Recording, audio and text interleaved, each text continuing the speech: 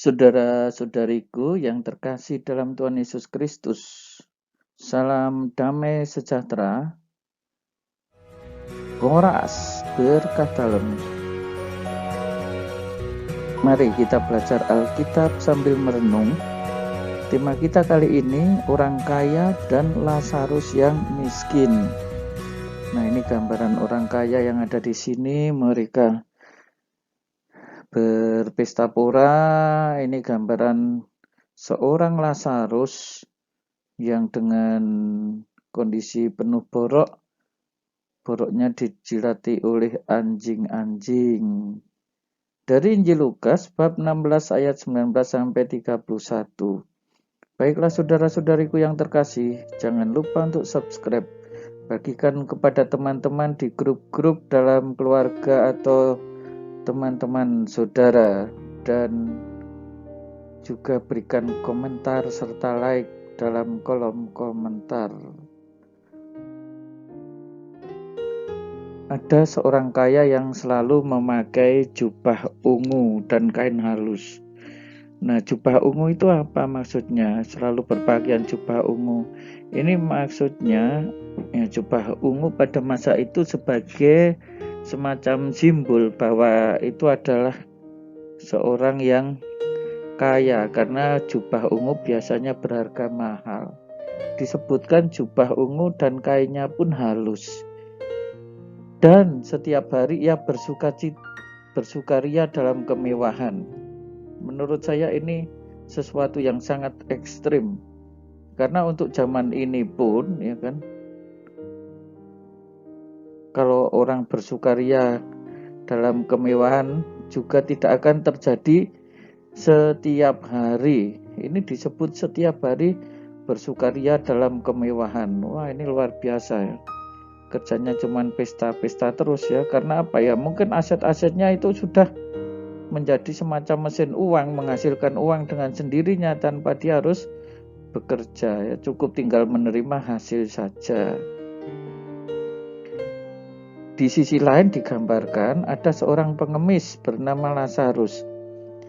Nah, Lukas di sini menyebut ada seorang kaya, tidak disebutkan namanya. Kenapa demikian? Ya, Lukas tidak ingin atau tidak suka ngerasani ya, atau membicarakan kejelekan orang. Maka si orang kaya ini tidak disebutkan identitas namanya. Nah, itu Lukas. Nggak tahu kalau kita ya toh. Di sisi lain seorang miskin bernama Lazarus, disebut dengan jelas namanya Lazarus, kondisinya seperti apa, badannya penuh borok, berbaring dekat pintu rumah orang kaya ini. Nah, ini berbaring dekat pintu rumah. Di situ ia ingin menghilangkan laparnya dengan apa yang jatuh dari meja orang kaya itu. Sangat ekstrim ya. Di sini ada pesta-pesta, mungkin ada makanan yang terjatuh diambil oleh Lazarus. Malahan anjing-anjing datang dan menjilati boroknya. Loh, ini mesti Lazarus ini pecinta binatang ya kan. Mesti bukan di daerah tertentu ini, atau para romo-romo yang suka makan daging anjing. Ada yang suka pesta makan daging anjing.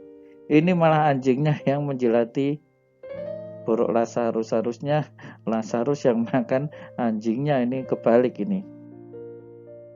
Kemudian matilah orang miskin itu, atau matilah si Lazarus.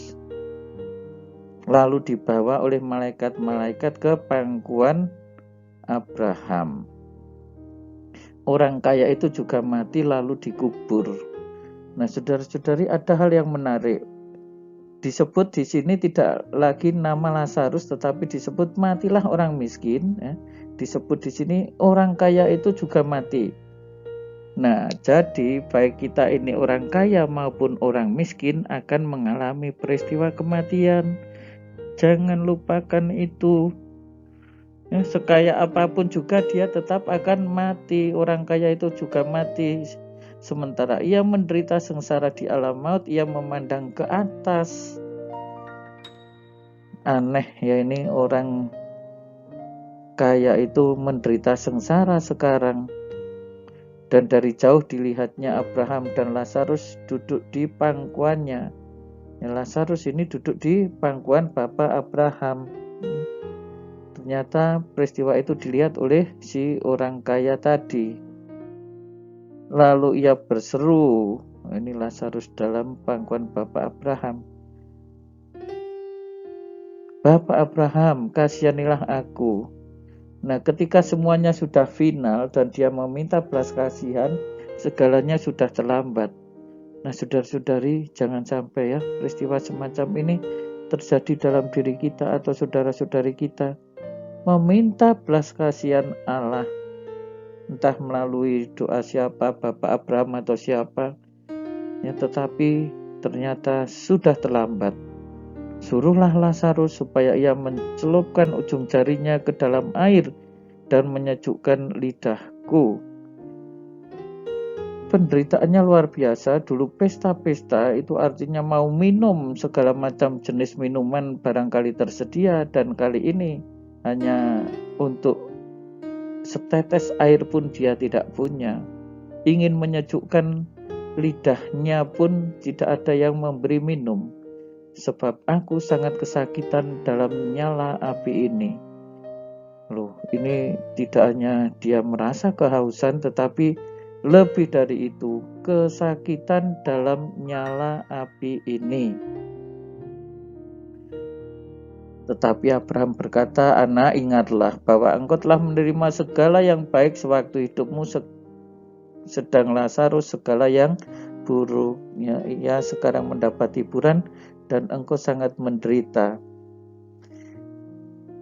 Nah, si orang kaya dianggapnya dulu telah menerima segala yang baik. Apakah orang yang dalam kehidupan dunia ini mendapatkan segala yang baik, nantinya akan mendapatkan segala yang buruk atau menderita? Apakah orang yang selama di dunia itu mendapatkan segala yang buruk, lalu otomatis juga akan mendapatkan hiburan nanti pada saat kehidupan yang akan datang? Nah, ini yang harus kita refleksikan. Ya, menjadi masalah ketika orang kaya tadi tidak peduli pada Lazarus. Menjadi masalah ketika si orang kaya yang sudah menerima segala yang baik itu tidak mau berbagi dengan orang miskin, yaitu Lazarus. Ya, menjadi masalah ketika orang kaya tadi sungguh-sungguh tidak memperhatikan sesamanya. Ingat ya kata-kata Yesus, segala sesuatu yang kamu lakukan untuk salah seorang saudaraku yang paling hina, kamu telah melakukannya untuk aku. Nah, maka sebenarnya meskipun orang itu kaya di dunia, nah ini untuk saudara-saudaraku yang sekarang ini merasa diberkati oleh Allah, diberkati oleh Bapa, jangan lupa berbagi. Coba nanti kalau nasibnya sudah seperti Lazarus, sudah terlambat, ini bagaimana? Tidak bisa lagi diperbaiki. Nah, sebaliknya juga saudara-saudaraku yang sekarang ini kurang terberkati, jangan merasa hidupnya nanti otomatis akan bahagia.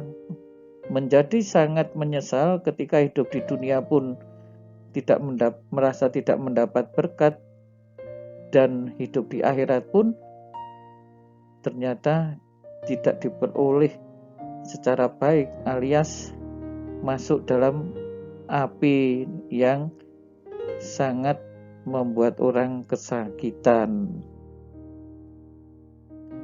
Selain daripada itu di antara kami dan engkau terbentang jurang. Nah, sekarang ya, kalau semuanya sudah final tidak bisa diperbaiki. Tidak ada lagi kesempatan untuk dapat menyeberang dari kondisi yang buruk itu untuk diperbaiki.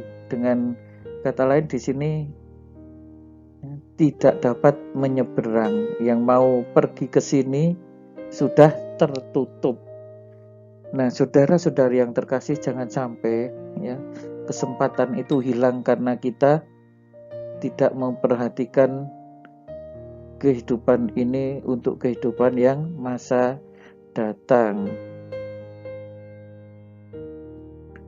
Kalau demikian, aku minta supaya engkau menyuruh dia ke rumah ayahku. Nah, sekarang dia memikirkan saudara-saudarinya yang masih hidup di dunia. Ada 5 orang saudaraku, supaya ia diperingatkan ya, jangan sampai masuk kelak ke dalam tempat penderitaan ini. Itu artinya dia memang benar-benar menderita ya ini ya. Api yang membuat ia menderita ya. Tetapi apa jawab Abraham? Ada pada mereka kesaksian Musa dan para nabi. Sejak dulu Musa dan juga nabi-nabi memberi kesaksian. Tetapi jika ada seorang yang datang dari antara orang mati, kepada mereka akan bertobat. Ya, tidak secara otomatis demikian. Jika mereka tidak mendengarkan kesaksian Musa dan para nabi, mereka tidak juga akan mau bertobat, sekalipun diyakinkan oleh seorang yang bangkit dari orang mati. Sekalipun itu sudah diyakinkan oleh Yesus yang bangkit dan memberi penampakan, kalau orang memang hatinya itu keras, degil, ya tidak akan bertobat.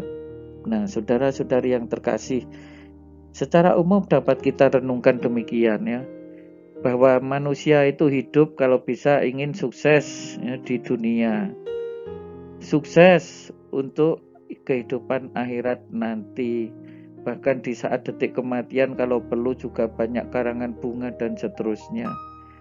Tetapi itu harus diperjuangkan sejak sekarang. Sebaliknya di sisi lain ya, ada juga kondisi di mana orang di dunia ini tidak sukses. Dan jangan mengira otomatis nanti akan sukses di surga. Kalau tidak hati-hati ya, kita akan terpleset saat di dunia, tetapi kehidupan surganya pun tidak diperoleh. Ini akan sangat mengenaskan. Kita berharap dan kita bersyukur yang sekarang di dunia ini sukses. Ayo perjuangkan, jangan sampai seperti orang kaya di dalam bacaan Injil ini. Kita sukses dunia, saat kita meninggal pun banyak orang ikut mendoakan, dan kita sukses hidup bersama para kudus di dalam surga, di pangkuan Abraham, hidup bersama Allah di dalam kerajaan surga. Tuhan Yesus memberkati. Jangan lupa subscribe, bagikan kepada teman-teman di grup saudara. Saudara-saudari sekalian, pekerjaan saudara, keluarga saudara dinaungi, dibimbing, dan diberkati oleh Allah yang Maha Kuasa, Bapa dan Putera dan Roh Kudus. Amin.